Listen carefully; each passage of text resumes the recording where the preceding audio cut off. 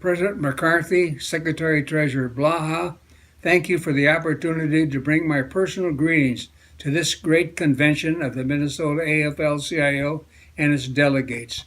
I had the privilege of representing this state AFL-CIO for 10 years as the Vice President and 20 years as its President. It was a great honor to represent one of the country's finest organizations.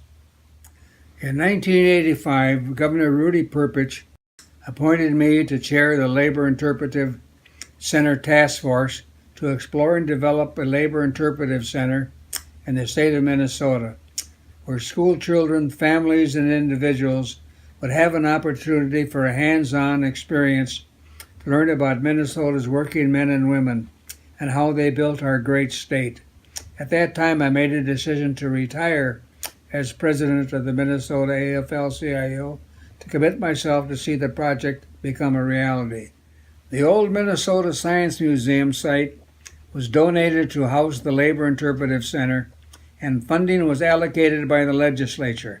Unfortunately, the $9 million project was vetoed by Governor Ventura and set aside.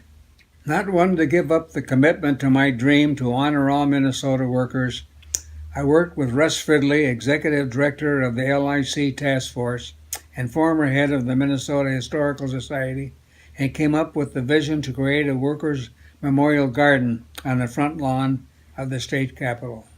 In 2002, CAP Board approval was received for the Minnesota Workers' Memorial Garden, and funding was secured for building the memorial wall. The labor movement was very generous in their support, as were many friends of labor and dozens of local unions. The late Congressman Martin Sabo secured a grant from the Washington, D.C. to assist with the project.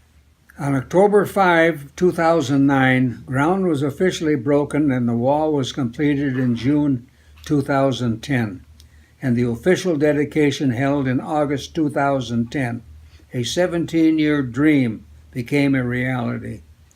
To complete the vision, a mural was designed by St. Paul artist Craig David, depicting the working women and men who built our great state of Minnesota. The mural was installed on the wall and it was dedicated on May 30th, 2016. The Minnesota Workers' Memorial Garden stands as a tribute to all of Minnesota's working men and women who lost their lives on the job. The area provides a respite and gathering place for groups and individuals who wish to remember anyone who has ever served in the Minnesota labor force. A very sincere thank you to all the groups and individuals for past and present continued support of this wonderful project. Your steadfast support made my dream become a reality. I also want to express my sincere thanks to those who were by my side and helped create this quiet place for all Minnesota workers to come and honor those who have helped build our great state of Minnesota. This was built for all workers. Please take some time to visit with family, friends, and co-workers so we can all enjoy it together.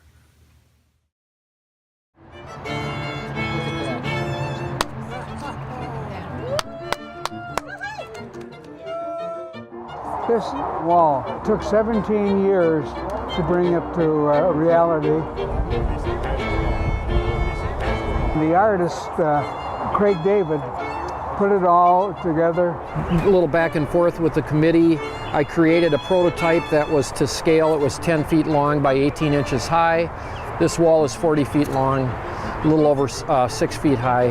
We went one time to near Rochester to his big barn. It was all laid out on the floor. It was just excellent. What an artist.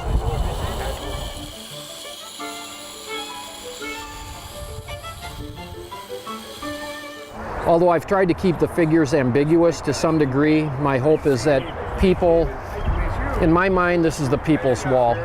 This is the workers' wall. And people can come to this wall and create their own story. They may not know exactly what that figure is doing, but they might be able to find themselves or someone they love in the wall to develop a relationship with the art itself. There's all kinds of people on that wall.